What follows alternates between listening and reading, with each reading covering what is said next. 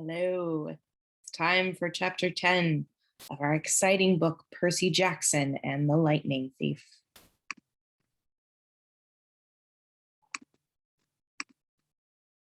Chapter 10, I Ruin a Perfectly Good Bus.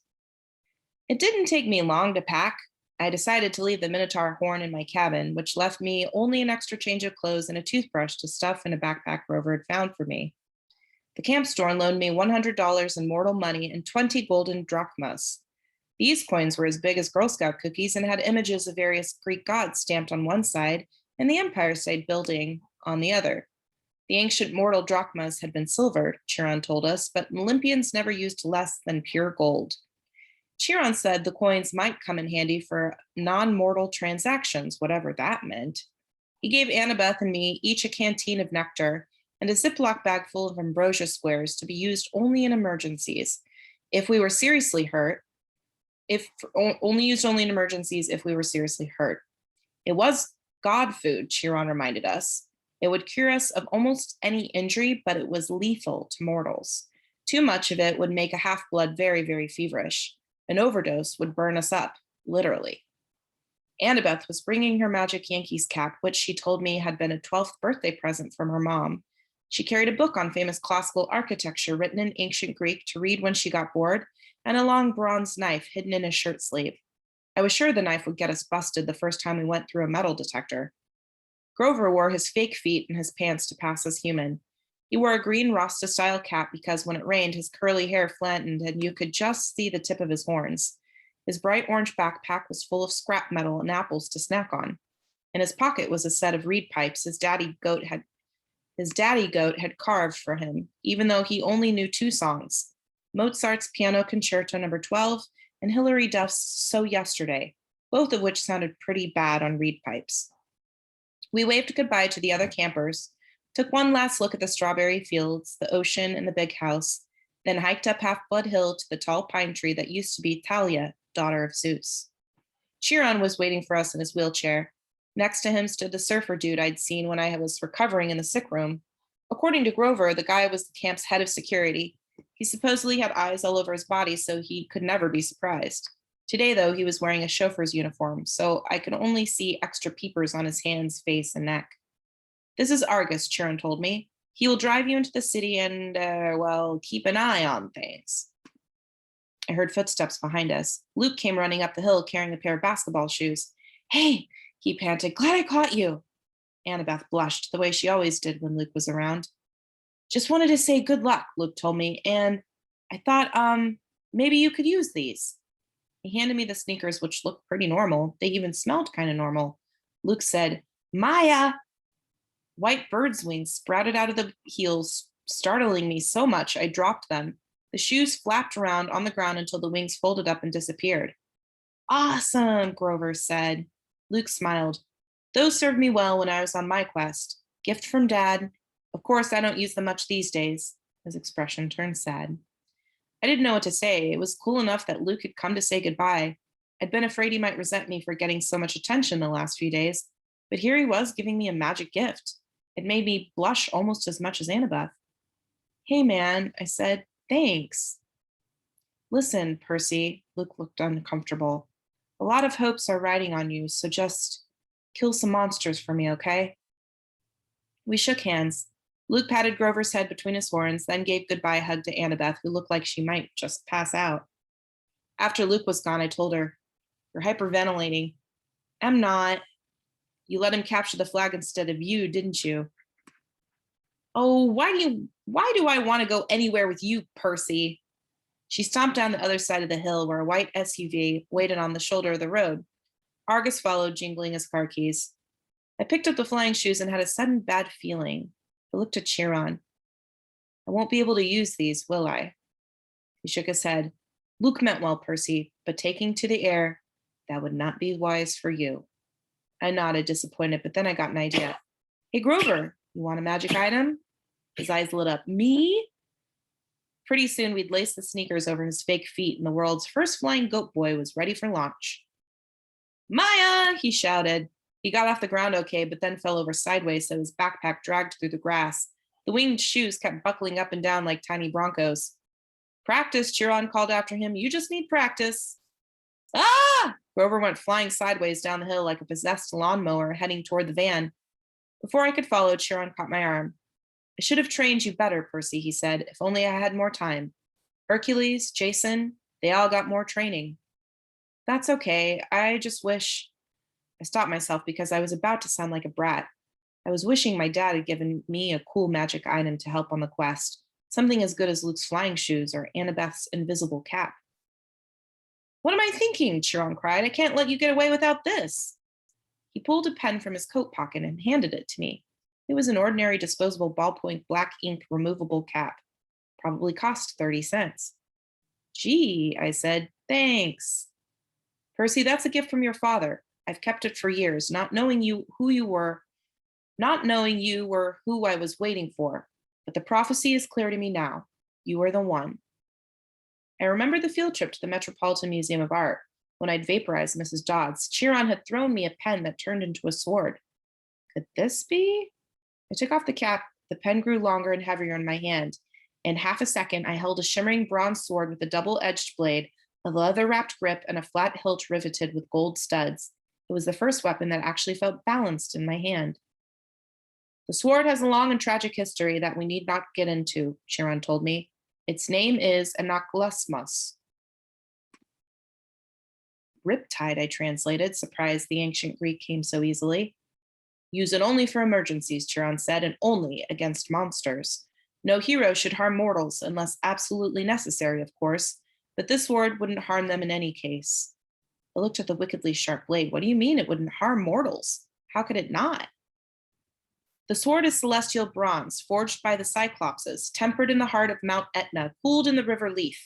It's deadly to monsters, to any creature from the underworld, provided they don't kill you first. But the blade will pass through mortals like an illusion. They simply are not important enough for the blade to kill. And I should warn you, as a demigod, you can be killed by either a celestial or normal weapons. You are twice as vulnerable. Good to know. Now recap the pen. I touched the pen cap to the sword tip and instantly Riptide shrank to a ballpoint pen again. I tucked it in my pocket, a little nervous because I was famous for losing pens at school. You can't, Chiron said. Can't what? Lose the pen, he said. It is enchanted. It will always reappear in your pocket. Try it.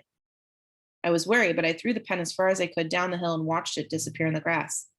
It may take a few moments, Chiron told me. Now check your pocket. Sure enough, the pen was there. Okay, that's extremely cool, I admitted. But what if a mortal sees me pulling out a sword? Chiron smiled. Mist is a powerful thing, Percy. Mist? Yes, read the Iliad. It's full of references to this stuff. Whenever divine or monstrous elements mix with the mortal world, they generate mist, which obscures the vision of humans. You will see things just as they are, being a half-blood, but humans will interpret things quite differently. Remarkably, really, the lengths to which humans will go to fit things into their version of reality. I put Riptide back in my pocket. For the first time, the quest felt real. I was actually leaving Half-Blood Hill. I was heading west with no adult supervision, no backup plan, not even a cell phone. Chiron said cell phones were traceable by monsters. If we used one, it would be worse than sending up a flare. I had no weapon stronger than a sword to fight off monsters and reach the land of the dead. Chiron, I said, when you say the gods are immortal, I mean, there was a time before them, right? 4 ages before them, actually. The time of the Titans was the 4th age, sometimes called the Golden Age, which is definitely a misnomer. This, the time of Western civilization and the rule of Zeus, is the 5th age. So what was it like before the gods? Chiron pursed his lips. Even I am not old enough to remember that, child. But I know it was a time of darkness and savagery for mortals. Kronos, the lord of the Titans, called his reign the Golden Age because men lived innocent and free of all knowledge. But that was mere propaganda. The Titan king cared nothing for your kind except as appetizers or a source of cheap entertainment. It was only in the early reign of Lord Zeus, when Prometheus, the good Titan, brought fire to mankind, that your species began to progress. And even then, Prometheus was branded a radical thinker. Zeus punished him severely, as you may recall. Of course, eventually the gods warmed to humans and Western civilization was born. But the gods can't die now, right? I mean, as long as Western civilization is alive, they're alive. So even if I failed, nothing could happen so bad it would mess up everything, right? Chiron gave me a melancholy smile.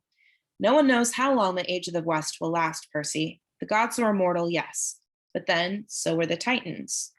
They still exist, locked away in their various prisons, forced to endure endless pain and punishment, reduced in power, but still very much alive.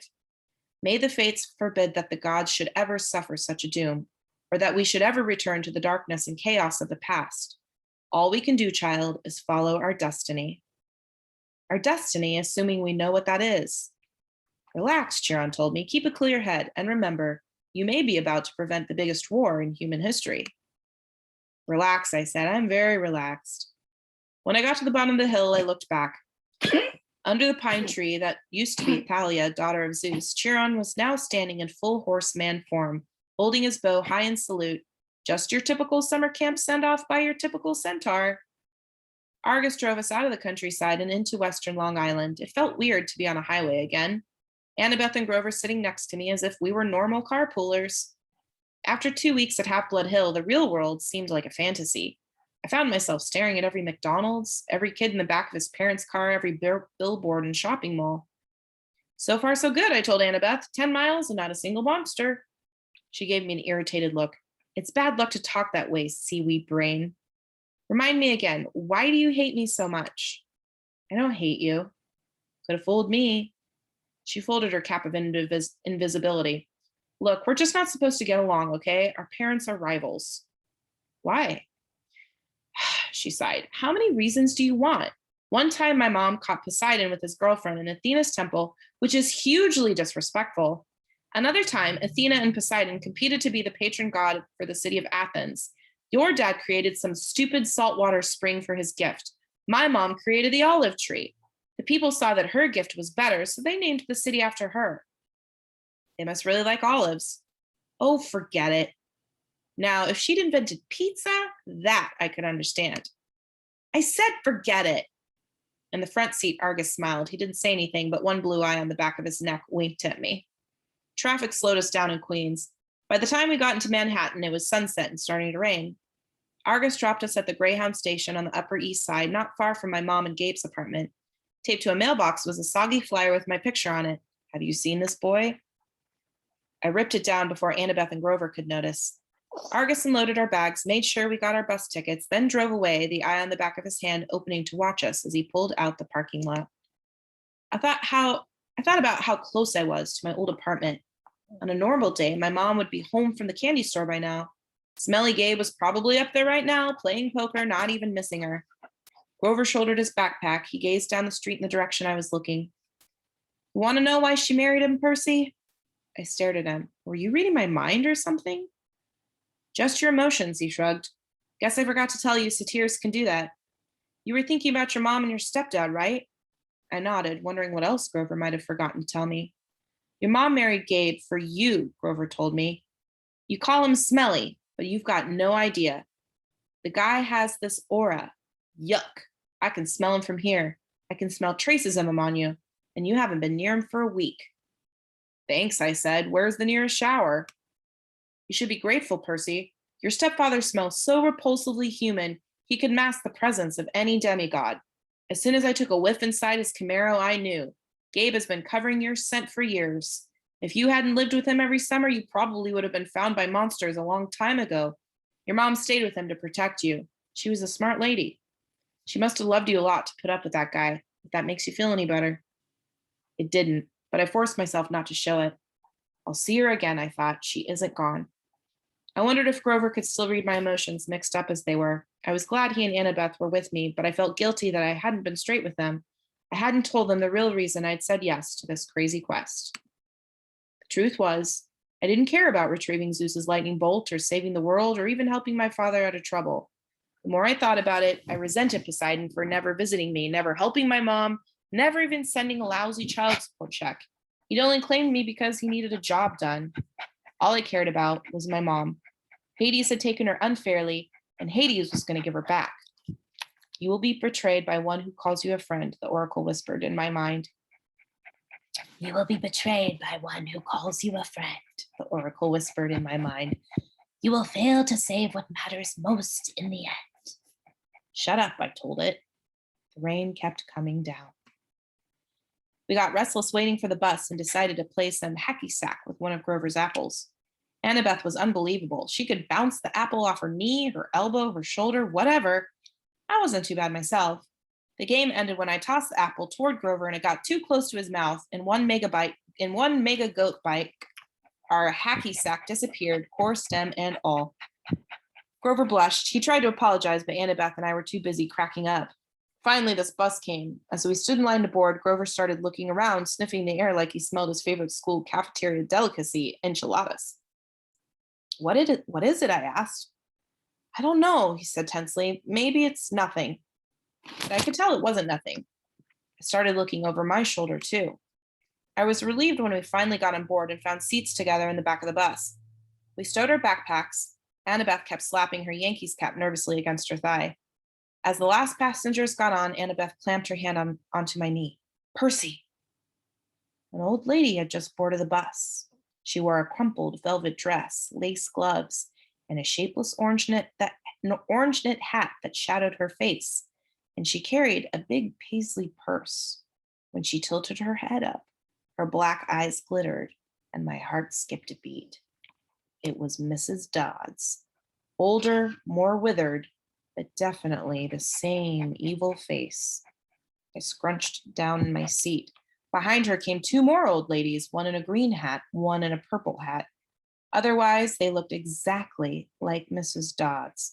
Same gnarled hands, paisley handbags, wrinkled velvet dresses, triplet demon grandmothers. They sat in the front row right behind the driver. The two in the aisle crossed their legs over the walkway, making an X. It was casual enough, but it sent a clear message. Nobody leaves. The bus pulled out of the station and we headed through the slick streets of Manhattan. She didn't stay dead long, I said, trying to keep my voice from quivering. Thought you said they could be dispelled for a lifetime. I said, if you're lucky, Annabeth said. You're obviously not. All three of them, Grover whimpered. De immortales. It's okay, Annabeth said, obviously thinking hard. The Furies, the three worst monsters from the underworld. No problem. We'll just slip out the windows. They don't open, Grover moaned. A back exit, she suggested. There wasn't one. Even if there had been, it wouldn't have helped. By the time we were on 9th Avenue, heading for the Lincoln Tunnel. They won't attack us with witnesses around, I said, will they? Mortals don't have good eyes, Annabeth reminded me. Their brains can only process what they see through the mist. They'll see three old ladies killing us, won't they? She thought about it. Hard to say, but we can't count on mortals for help. Maybe an emergency exit in the roof? We hit the Lincoln Tunnel and the bus went dark, except for the running lights down the aisle. It was eerily quiet without the sound of the rain. Mrs. Dodds got up. In a flat voice, as if she'd rehearsed it, she announced to the whole bus, I need to use the restroom. So do I, said the second sister. So do I, said the third sister. They all started coming down the aisle. I've got it, Annabeth said. Percy, take my hat. What? You're the one they want. Turn invisible and go up the aisle. Let them pass you. Maybe you can get to the front and get away. But you guys, there's an outside chance they might not notice us, Annabeth said. You're a son of one of the big three. Your smell might be overpowering. I can't just leave you. Don't worry about us, Grover said. Go. My hands trembled. I felt like a coward, but I took the Yankees cap and put it on. When I looked down, my body wasn't there anymore. I started creeping up the aisle. I managed to get up 10 rows, then duck into an empty seat just as the Furies walked past. Mrs. Dodds stopped, sniffing, and looked straight at me. My heart was pounding. Apparently, she didn't see anything. She and her sisters kept going. I was free. I made it to the front of the bus. We were almost through the Lincoln Tunnel now. I was about to press the emergency stop button when I heard hideous wailing from the back row. The old ladies were not old ladies anymore. Their faces were still the same. I guess those couldn't get any uglier, but their bodies had shriveled into leathery brown hag bodies with bat's wings and hands and feet like gargoyle claws. Their handbags had turned into fiery whips. The Furies surrounded Grover and Annabeth, lashing their whips, hissing, "Where is it? Where?" The other people on the bus were screaming, cowering in their seats. They saw something, all right. "He's not here," Annabeth yelled. "He's gone." The Furies raised their whips. Annabeth drew her bronze knife. Grover grabbed a tin can from a snack bag and prepared to throw it. What I did next was so impulsive and dangerous, I should have been named ADHD Poster Child of the Year. The bus driver was distracted, trying to see what was going on in his rearview mirror. Still invisible, I grabbed the wheel from him and jerked it to the left. Everybody howled as they were thrown to the right, and I heard what I hoped was the sound of 3 Furies smashing against the windows. "Hey!" the bus driver yelled. "Hey, whoa!" He wrestled for the wheel. The bus slammed against the side of the tunnel, grinding metal, throwing sparks a mile behind us. We careened out of the Lincoln Tunnel and back into the rainstorm. People and monsters tossed around the bus. Cars plowed aside like bowling pins. Somehow the driver found an exit. We shot off the highway through half a dozen traffic lights and ended up barreling down one of those New Jersey rural roads where you can't believe there's so much nothing right across the river from New York. There were woods to our left, the Hudson River to our right, and the driver seemed to be veering toward the river. Another great idea. I hit the emergency brake. The bus wailed, spun a full circle on the wet asphalt, and crashed into the trees. The emergency lights came on, the door flew open, the bus driver was the first one out, the passengers yelling as they stampeded after him, and I stepped into the driver's seat and let them pass.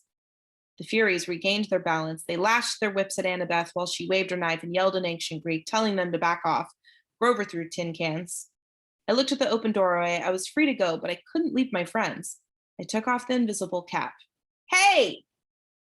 The Furies turned, baring their yellow fangs at me, and the exit suddenly seemed like an excellent idea. Mrs. Dodds stalked up the aisle just as she used to do in class, about to deliver my F math test. Every time she flicked her whip, red flames danced along the barbed leather. Her 2 ugly sisters hopped on top of the seats on either side of her and crawled toward me like huge, nasty lizards. "Perseus Jackson," Mrs. Dodd said in an accent that was definitely from somewhere farther south than Georgia. "You have offended the gods. You shall die." "I liked you better as a math teacher," I told her. She growled. "Nyeh." Annabeth and Grover moved up behind the Furies, cautiously looking for an opening. I took the ballpoint pen out of my pocket and uncapped it. Riptide elongated into a shimmering double-edged sword. The Furies hesitated. Mrs. Dodds had felt Riptide's blade before. She obviously didn't like seeing it again.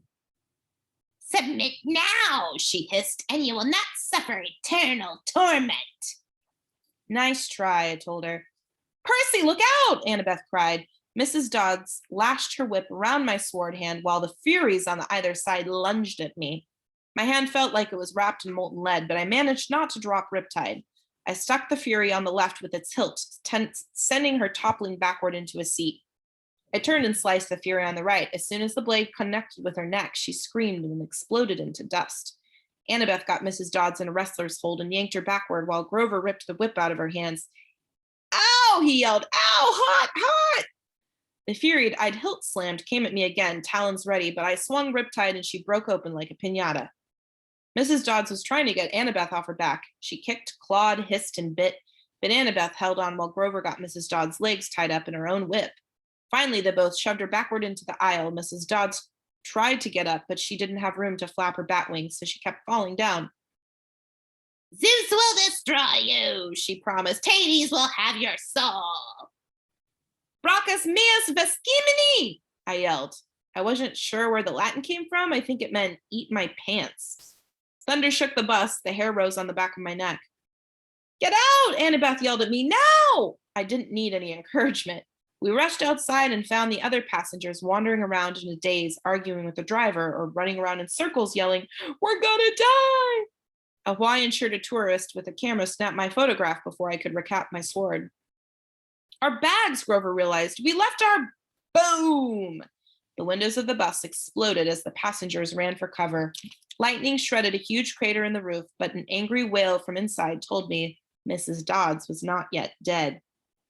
"Run!" Annabeth cried. "She's calling for reinforcements. We have to get out of here." We plunged into the woods as the rain poured down, the bus in flames behind us, and nothing but darkness ahead. And this is where we'll pause.